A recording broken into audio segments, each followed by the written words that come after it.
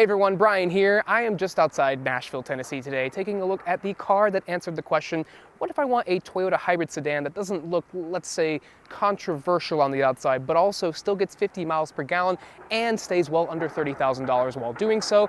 The Corolla Hybrid did just that when it came out for the 2020 model year, and for 2023, it now answers a new question. Can I do all of that while also having all-wheel drive? Originally, the Corolla Hybrid was only available in the LE trim level, but now for 2023, so many people want the Corolla Hybrid that they are now offering it on LE, SE, and this new XLE trim, which I have right here. This is obviously going to be the nicest Corolla Hybrid you can get. It has faux leather on the inside, a sunroof, a bigger LCD instrument cluster, a bunch of upgrades like that. But the other new update, of course, is that all-wheel drive system that I mentioned. That is available on the LE and the SE trims. You can't get it on the XLE for some reason. Maybe if more demand comes up for that, they'll offer it. But for now, LE and SE are your only ways into the e-all-wheel drive system that is available now on the Corolla. That's a similar system to what we have on the Prius currently, but this hybrid is actually a new hybrid system from Toyota that's probably going to make its way into the next generation Prius in some iteration or whatnot. But basically, we've got a very tiny electric motor powering the rear wheels back here. It only sends up to 40 horsepower to that axle, and it's on demand only, so it's never going to be constantly giving power to those wheels. It's just going to be there when you need it in a slippery situation or really hard throttle acceleration. Strangely, adding that electric motor back here does not boost total system horsepower. It's 134 horsepower across the board from that 1.8 liter four-cylinder hybrid system. And in all-wheel drive spec, you will get 51 miles per gallon city, 44 highway, and 48 combined. So yes, you can get into the 50s with an all-wheel drive Corolla Hybrid. The last time I showed you this updated Corolla Hybrid, I wasn't allowed to open the hood, but now, behold, the engine.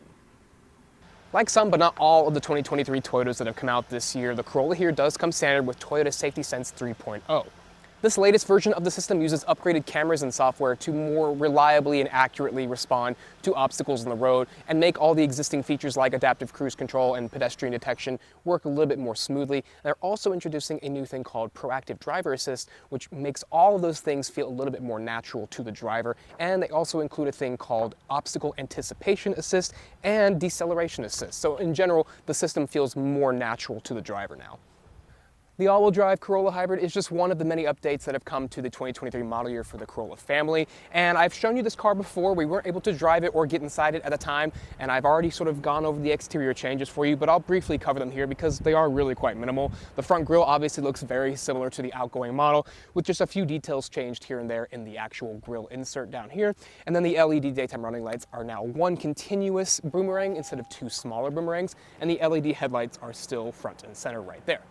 The side profile hasn't changed at all, but we have new wheel designs. These are still, even on an XLE, 16-inch wheels. And the way you can tell you're looking at an XLE from the side is the chrome strip running across the top of the roofline right here.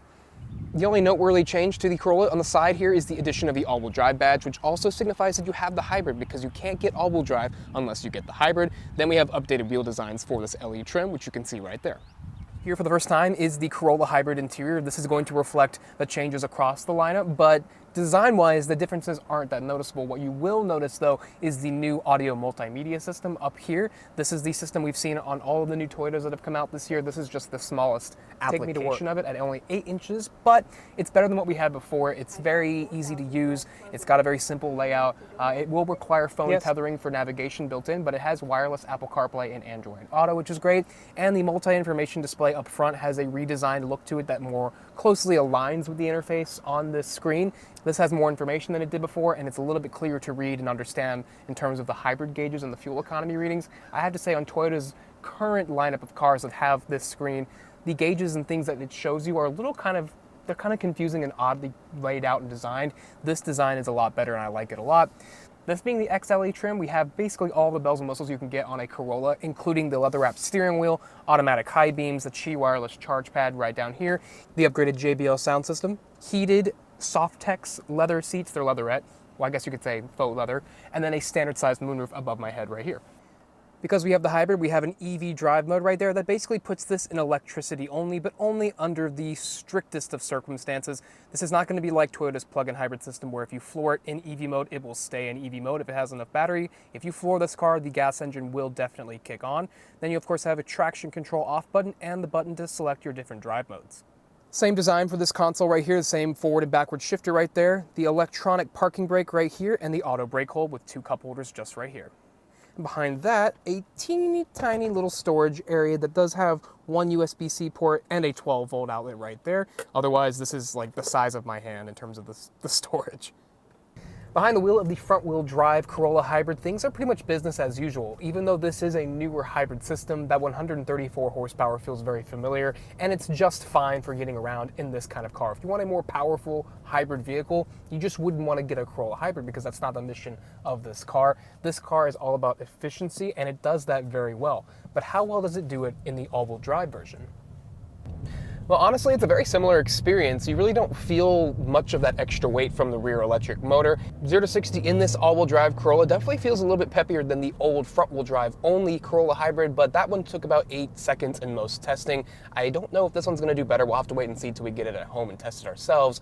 But because we have that extra torque in the back, I'm hoping it does a little bit better, and it doesn't feel really that bad. Around town, it has plenty of power for the size of the Corolla. The flow chart that Toyota gives you that shows you where the power is going oftentimes is showing power is going back to that rear axle. So in a lot more situations than I was expecting, you will get that rear torque back there. And it's not going to be a lot, again, but it's not just dead weight like I was expecting it to be.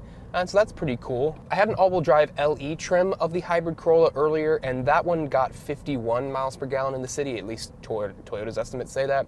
This one only gets 47 in the city, 41 on the highway, and 44 combined. So with all the extra equipment you get on this SE trim, you are going to lose out a little bit on fuel economy, but still, those are really, really good numbers no matter which way you slice it. If you don't like the feel of a CVT or what this is, which is a planetary style gear set, you might want to go look at the Hyundai Elantra because that one has a more traditional 6-speed dual clutch automatic, but that one will not offer all-wheel drive. So if you're looking for all-wheel drive, this is going to be the way to go. Actually, this is the only way to get all-wheel drive in a hybrid at this low of a price.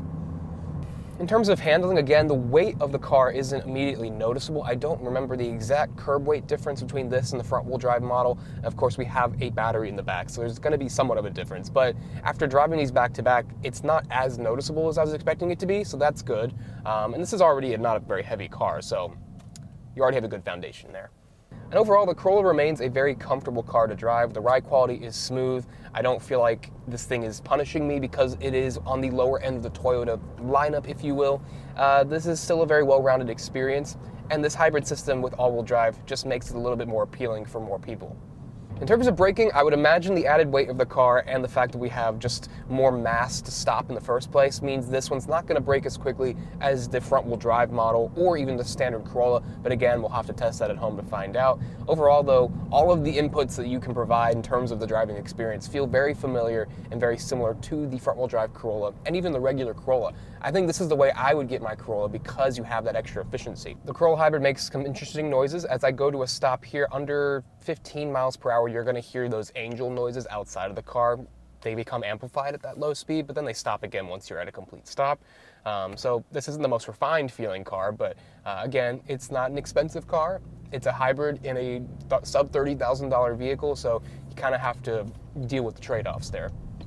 So I've pushed the EV mode button. Let's see how long it takes before the gas motor turns on. According to my flow chart here, the battery is half full. We're still in EV mode. Power is being sent to the front and the rear wheels right now. I'm still at 20 miles per hour.